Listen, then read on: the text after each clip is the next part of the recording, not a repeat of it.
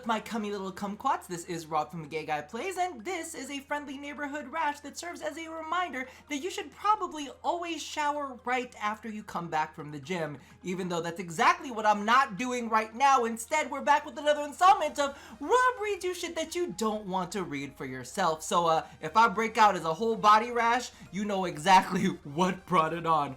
Regardless, I've been waiting for this one. I've seen little peeks of this out on Twitter, and I wanted to cover it a little bit earlier, but I said, no, you know what? We're gonna wait until the patch actually comes out. So let's go ahead and take a look at Empyrean Evara Prime 27.0.11. So this is our latest hotfix. The Great Reactor Buffings. I'm really excited to see what my reactor looks like after this one, actually. Just like you and your buff New Year's resolutions, because I was right at the gym, it's like she knows me. We're here with some of ours, although maybe not as buff as yours. Look, were you looking great as the speed say? Oh my god, I know, thank you. Introducing global buffs for all reactor types found in the wild. It's like she's reading my mind. Any existing gear you have will simply be adjusted for avionics capacity, which will automatically be buffed in all cases. Note, the VDAR 3's range has been compressed significantly from a 30 to 100 range to the new 90 to 100 range, but we will not give you lower adjustments if you had a VDAR 3 reactor with avionics capacities values in the 90s to 100 range before this change. I'm really curious because I actually have one at 91, so I wonder if it's going to go up a little bit or if it's going to stay exactly the same. It'll probably stay exactly the same, but you know, I'm just crossing my fingers. So as you can see, I'm just going to do the MK3s because really, who's fucking around with any of the lower MKs? But we have the Levon Reactor MK3. The avionics capacity is now from 80 to a 90 range, which went from 20 to 70, which is 20? That's just insulting for an MK3, okay? The VDAR Reactor MK3 avionics capacity from 90 to 100, it went from 30 to 100. God bless all those souls that got a freaking VDAR Reactor MK3 and got like a 30. That's also insulting.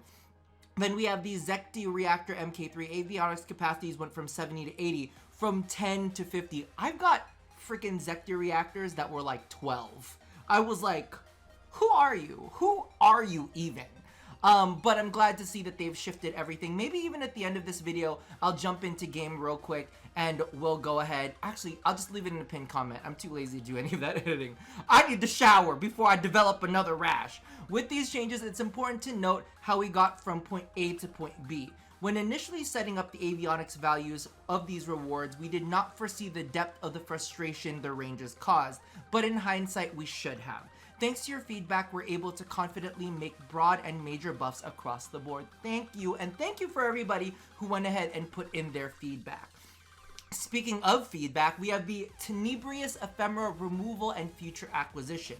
Temporarily remove the Tenebreous Ephemera as a drop from the reinforced sentient containers aboard the sentient anomaly in Veil Proxima. The drop method is causing numerous issues in terms of connectivity stability and player frustration. Basically, what ended up happening is people would board the ship because it's on a timer. So what ended up happening is everybody would board the ship, they would like rush the ship, see if there was anything on there. If there wasn't anything on there, they'd immediately abort, and then they'd try to go back again to try to get this. And I know that a lot of people were super duper irritated with this because what would end up happening is you would just get host migrations left, right, and center. So the drop method, okay. We're going to be changing the acquisition method that won't involve a direct drop rate in a near future hotfix update, and we will instead be closer to a token system. Complete X anomaly missions to buy the ephemera from a vendor. Yes! But what vendor is going to have it? Is it going to be our best friend Maru? Or are you going to give it to that poor man who's friends with Clem? I forgot his name, Darvo. Darvo gets nothing. Please, Darvo needs a little bit of love. Okay? In fact, both those characters need a little bit of love. Railjack additions, changes, and fixes. Affinity gained from all Omni tool repairs and forge actions aboard the Railjack is now shared with the squad. Oh! Previously, only the player who performed the repair with the Omni tool forge gained the affinity. Now, when any individual completes a task with the Omni tool or forge, the affinity will be shared across all members. This is not restricted to those on board the Railjack, Those flying around in your Arcwing or taking out cruise ships will also benefit. Yay! The goal here is to have the efforts of one benefit all and ultimately help each other earn intrinsics for shared activities that keep the Railjack afloat. Yes. Wreckage limit has been changed to match the existing Riffin methods in terms of how the limit behaves to the player. Instead of wreckage being auto-scrapped when over the limit, a prompt will appear upon returning to the dry dock that indicates the over-limit wreckage must be dealt with before you can start another Railjack mission. Wreckage repairs that are partially funded or waiting for completion, timer not yet expired, can now be cancelled. Resources funded will be refunded, and the wreckage will remain in your inventory to be repaired or scrapped later. So that's the image there for it.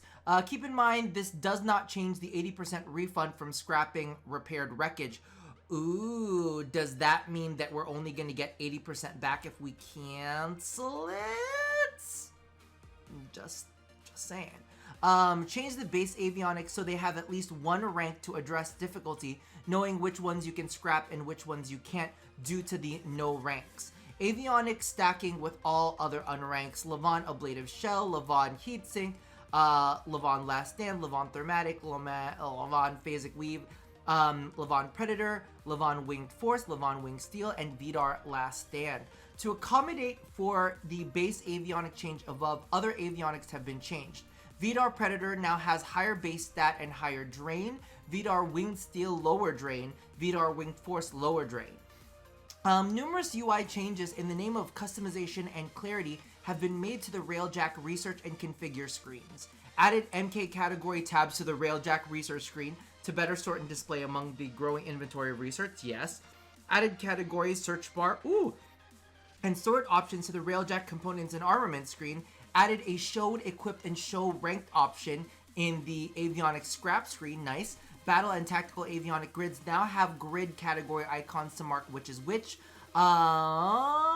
In addition, when picking a battle grid, we now reinforce which grid you are selecting / viewing avionics for by showing the category name and icon. Nice. Hull breach that are active when the mission succeeds will be fixed automatically. This addresses missions failing after already have succeeded due to the players unable to fix the hull breach in time. Increase the range of Winged Cyclone, Winged Force, Winged Steel, yes! To all of my beautiful, wonderful Arcwing players and everybody who likes the board, there's a little bit of love. This also fixes these Arcwing-based avionics for Railjack, also affecting the Railjack itself. Okay, so no more Railjack buffs off of these ones, apparently. Increase the mount animation speed for the Arcwing Slingshot and Wing Turrets, good. Tone down the FX for both the Particle Ram and Fire Phoenix battle avionics when aboard the Railjack. This change is being made due to plenty of feedback requesting less visibility inhibiting FX. I can see that. I feel sad because I like how grand it looks, but sure, why not?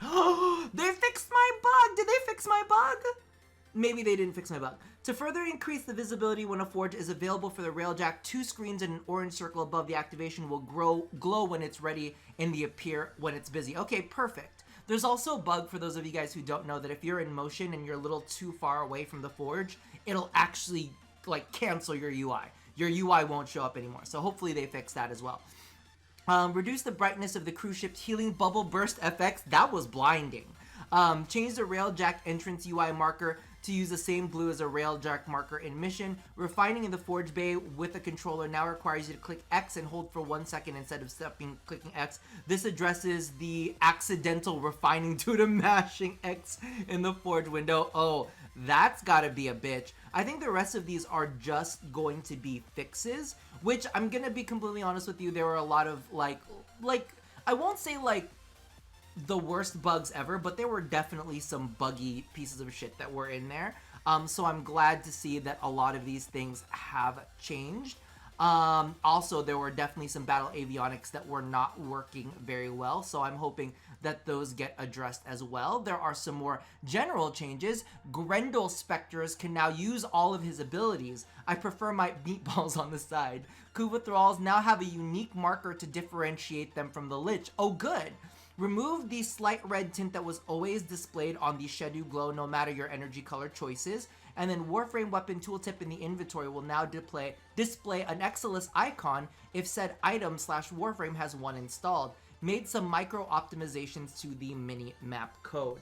Can I steal this cat? I stole the cat! Oh!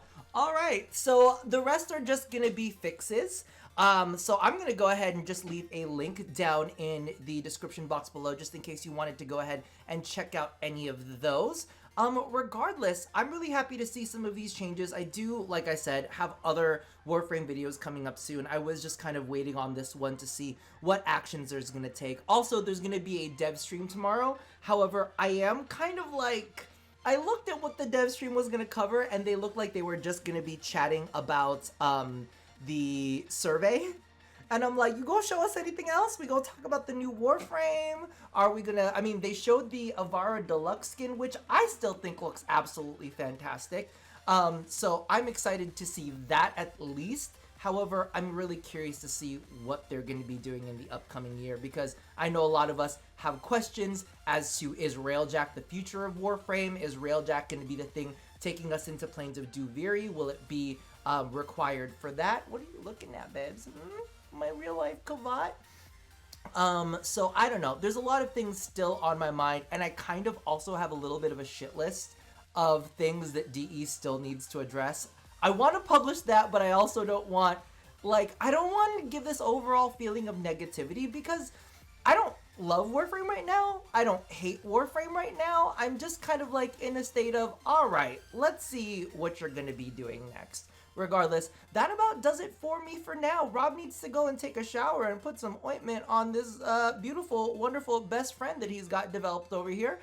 So as always, love somebody, hurt nobody, and touch your body. I'll see you guys next time. Bye-bye. See, bye-bye, Apollo. Bye-bye.